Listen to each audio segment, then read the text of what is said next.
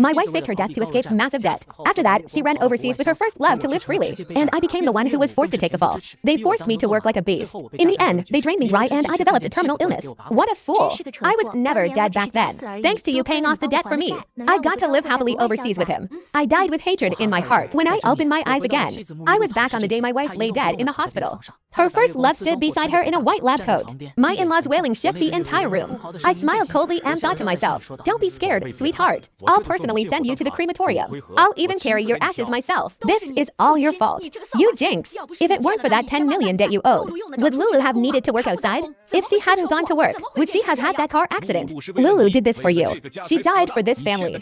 Your debt killed her.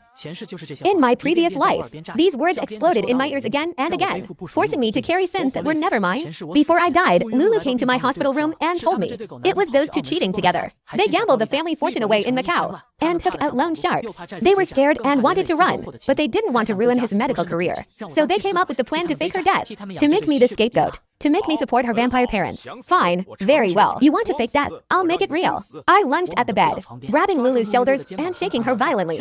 Lulu, wake up. You can't leave me. Open your eyes and look at me.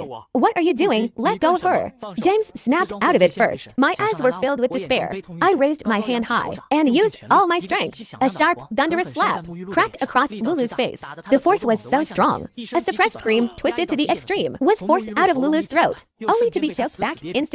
Are you insane? You hit my daughter. Animal, let go of Lulu. They rushed at me, trying to pull me away. I clung to Lulu, refusing to let go. I kept shaking her unconscious face. Wake up right now. Lulu, I know you're not dead. You can't bear to leave me, right?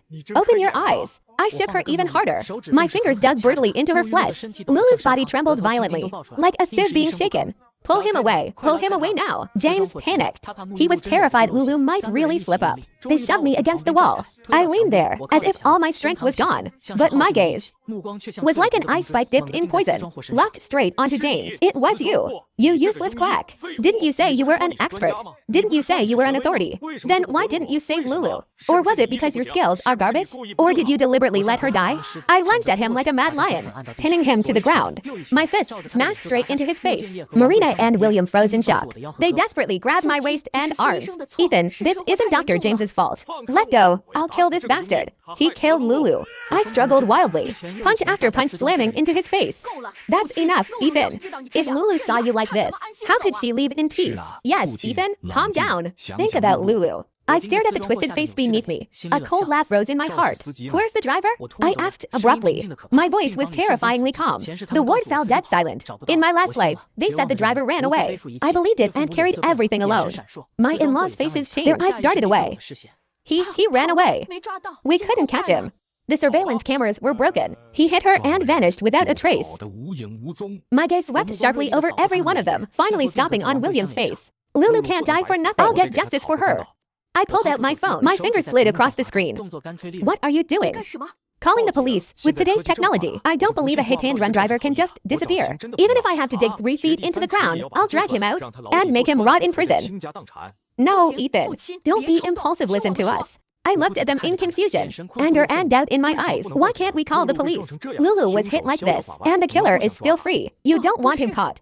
Oh no, it's just, he looked to Marina for help. Marina broke out in sweat. Thinking fast, she said, the police are already investigating. We've reported it. Really? Right now. Calling again would just waste police resources.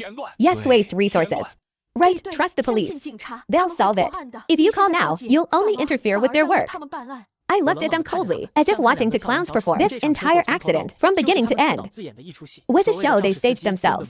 The so-called hit-and-run driver never existed, or was one of their own people. If the police investigated, everything would be exposed. The corner of my mouth lifted slightly. You want to act? Fine, I'll play along. But the script will follow my rules. I went to the restroom and made a call to the loan shark boss who once drove me into despair. You still have the nerve to call me? 1 cent short of 10 million, and I'll take a leg. There's money elsewhere. The debt belongs to Lulu and James, not me. They're running tonight. If you believe me, go to my in-laws. They have savings and property, enough to cover 10 million. Don't come to me. Loan sharks are illegal. Push me, and I'll call the police. Money or freedom, your choice. Then heavy breathing. Where's that family's house?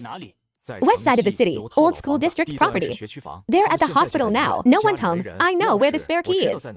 I gave him the exact address, and even the flower pot hiding the spare key. After a pause, a low chuckle came through. Kid, you're ruthless. Fine, I'll send people over. I hung up the phone. My heart was terrifyingly calm.